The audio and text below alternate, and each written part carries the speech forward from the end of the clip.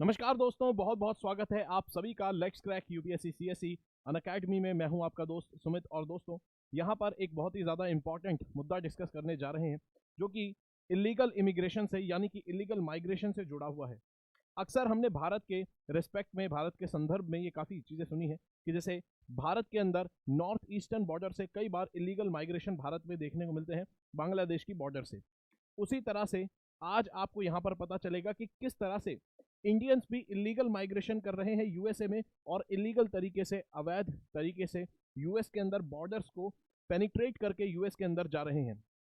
तो borders cross करके illegal तरीके से यूएस में जा रहे हैं। इसके अलावा यहाँ पर आजकल काफ़ी ज़्यादा डिस्कशन का पॉइंट बना हुआ है द डंकी रूट। ठीक है, ये डंकी रूट क्या है, इसकी कई स्पेलिंग्स आपने देखी होगी, कहीं पर इस तरह से लिखा है और शाहरुख खान की भी मूवी हाल फिलहाल में आई है डंकी। तो यहाँ पर ये जो मूवी है ये भी इसी मुद्दे को डील करती है कि यूएस के अंदर किस तरह से इलीगल इमिग्रेशन माइग्रेशन यूएस के अंदर होता है। ठीक है, तो ये चर्चा का विषय इस कारणों से भी बनी है।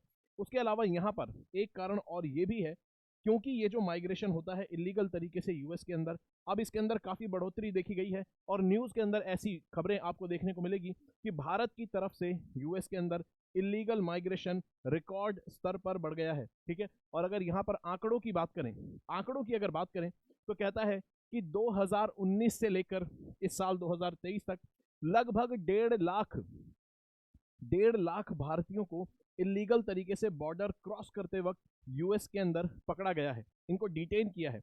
यहाँ पर गौर करने वाली बात दोस्तों ये है कि डिटेन किया गया है, 1.5 लाख लोगों को डिटेन किया है, यानी कि आप सोचिए कितने ऑलरेडी क्रॉस कर चुके होंगे। ये तो वो लोग हैं जिनको डिटेन किया गया है, यानी कि इससे ज़्यादा लोग यहाँ पर भारी मात्रा में क्रॉस भी कर चुके होंगे। और अगर यहाँ पर बात करें कि माइग्रेशन किस डायरेक्शन में यूएस के अंदर होता है इलीगल तरीके से, तो कहता है कि जो यूएस की सदर्न बॉर्डर है, यूनाइटेड स्टेट की साउथ की जो बॉर्डर है, सदर्न बॉर्डर यानी कि मैक्सिको की साइड से यहाँ पर आपको ज़्यादातर इलीगल बॉर्डर क्रॉसिंग यूएस के अंदर देखने को मिलती है। उसके अलावा अगर बात करें तो नॉर्दर्न बॉर्डर जो कि कनाडा से लगती है, यूएस की नॉर्दर्न बॉर्डर जो कि कनाडा से लगती है, यहाँ पर भी अब बढ़ोतरी देखने को मिली है, यहाँ से भी देखने को मिला है माइग्रेशन इलीगल तरीके से बढ़ने लगा है। अगर यहाँ पर आंकड़े देखें, अगर इंडियंस की बात करें तो यहाँ पर आप देखेंगे रेड जो दिखाता है यानी कि साउथ बॉर्डर से यहाँ पर इलीगल तरीके से क्रॉसिंग हो रही है बॉर्डर, और कनाडा की साइड से होने वाली बॉर्डर क्रॉसिंग में भी इंडियंस लोगों के नंबर बढ़ चुके हैं। जबकि ओवरऑल अगर इलीगल क्रॉसिंग देखें तो यहाँ पर सदर्न बॉर्डर से अभी भी ज़्यादा होते हैं नॉर्दर्न से, लेकिन इंडियंस की अगर बात करें तो आप देखेंगे नॉर्थ और साउथ दोनों तरफ से इंडियंस यूएस के अंदर इलीगल एंट्री ले रहे हैं। यहाँ पर अगर बात करें 2023 की तो कहता है 77% अभी भी साउथ की तरफ से हुए हैं बॉर्डर क्रॉसिंग इलीगल तरीके से। वहीं पर यहाँ पर नॉर्थ की साइड से भी आपको देखने को मिलेगा अभी भी सिर्फ 6% ही बॉर्डर क्रॉसिंग नॉर्थ की साइड से होती है, लेकिन पिछले कुछ दिनों में इसमें बढ़ोतरी देखने को मिली है। अब अगर यहाँ पर बात करें कंट्री वाइज की कौन सी कंट्री से सबसे ज़्यादा इलीगल तरीके से बॉर्डर क्रॉसिंग यूएस के अंदर होती है, तो यहाँ पर अगर बात करें भारत से हालांकि 1.5 लाख लोगों को डिटेन किया गया है 2019 से 2023 के बीच में। इसके अलावा अगर बात करें, ये एक बड़ा नंबर है, इसके अलावा अगर बात करें फिर भी भारत का जो कॉन्ट्रीब्यूशन है सिर्फ आपको 3% पर मिलेगा। इसका मतलब यूएस के अंदर, यूएस जिसको सपनों का देश कहा जाता है, यूएस ड्रीम, बिग ड्रीम्स अपने पूरे करने लोग जाते हैं किसी भी हालत में जान जोखिम में डालकर। और मैक्सिको का आप देखेंगे लगभग सभी, बहुत सारी कंट्री से इलीगल तरीके से लोग यूएस में जाने में लगे हैं।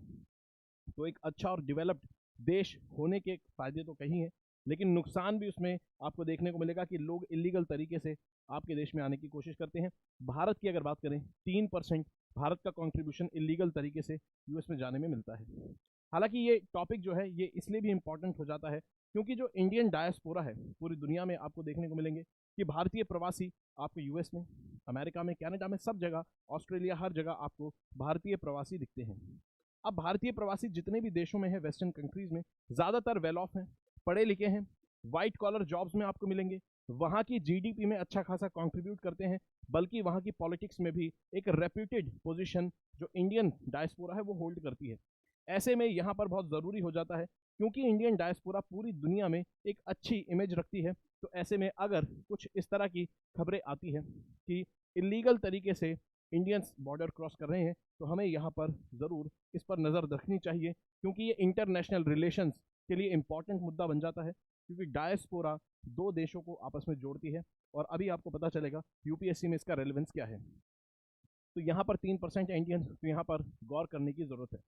इसके अलावा यहाँ पर एक समस्या ये है, ये जो पूरा मामला होता है बॉर्डर क्रॉसिंग का, यहाँ पर 2018 में एक पॉलिसी लाई गई थी ट्रंप सरकार के द्वारा, वो थी फैमिली सेपरेशन पॉलिसी, यानी कि इलीगल माइग्रेशन को रोकने के लिए ज़ीरो टॉलरेंस पॉलिसी लाई गई। और इसके अंदर जो भी लोग अपने बच्चों के साथ माइग्रेशन करते हुए नजर आते थे, और माइनर्स यानी कि 18 साल से कम उम्र के यानी कि छोटे बच्चे अगर उनके पास होते थे तो उनको फैमिली से सेपरेट कर दिया जाता था। काफ़ी क्रूअल पॉलिसी थी, काफ़ी ज़्यादा क्रूअल पॉलिसी आपको देखने को मिलेगी।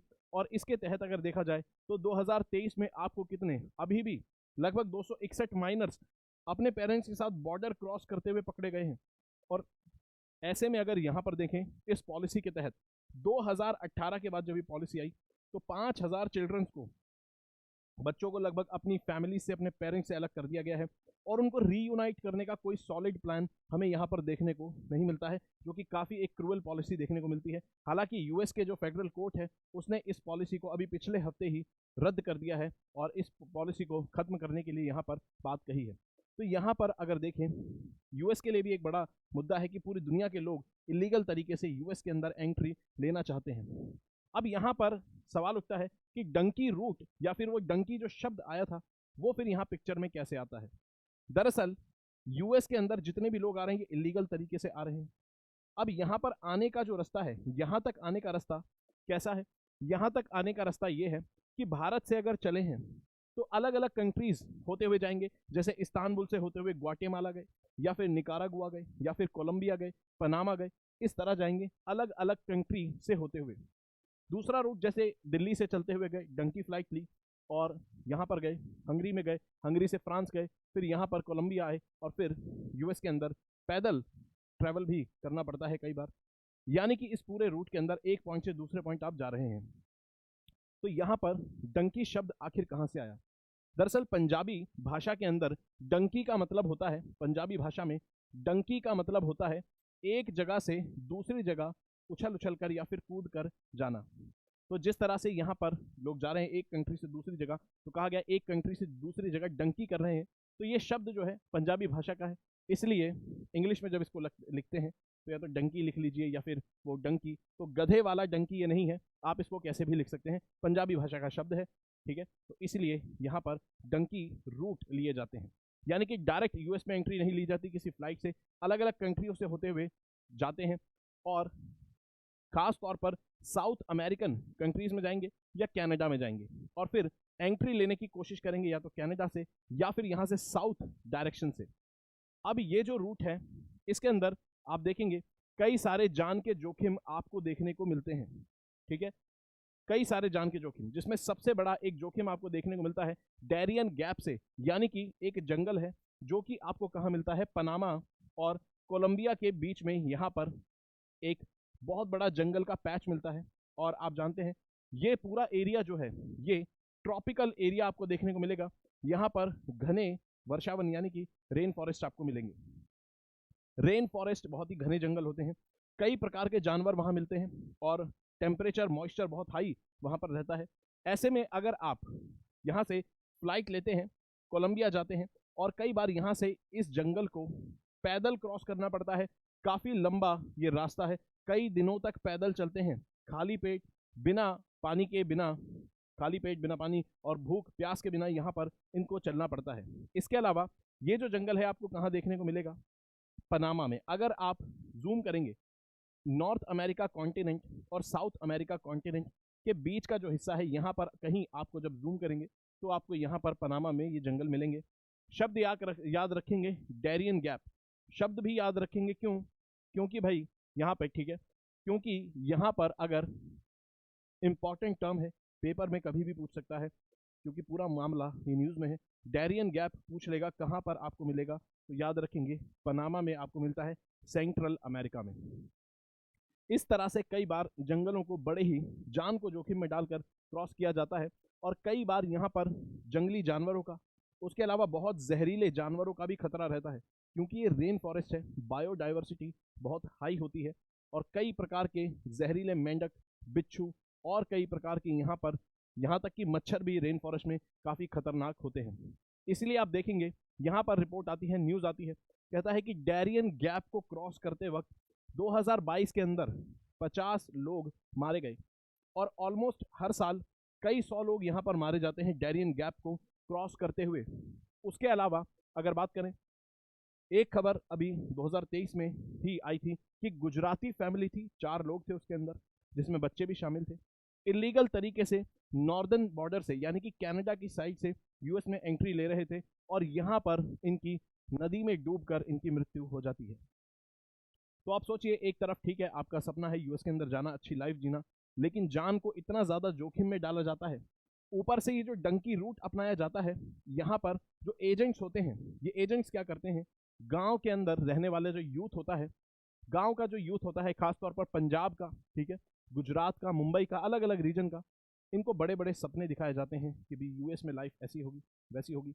और ये लोग भी, इनका कोई जानकार अगर यूएस में इलीगल तरीके से गया और वो अच्छा लाइफस्टाइल जी रहा है, एक अच्छी लाइफ जी रहा है, और यहाँ पर उसको देखकर ये लोग फिर एजेंट्स के चंगुल में फंसते हैं और एजेंट्स इनको इन ह्यूमन कंडीशन में इस रूट के थ्रू अलग अलग कंट्री से होते हुए, जंगलों के रास्तों से, नदियों के रास्तों से इनको लेकर जाते हैं अमेरिका की बॉर्डर्स तक। और वहाँ पर भी कंफर्म नहीं है, अगर आप बॉर्डर क्रॉस करेंगे तो आप पकड़े जाएंगे या फिर नहीं पकड़े जाएंगे।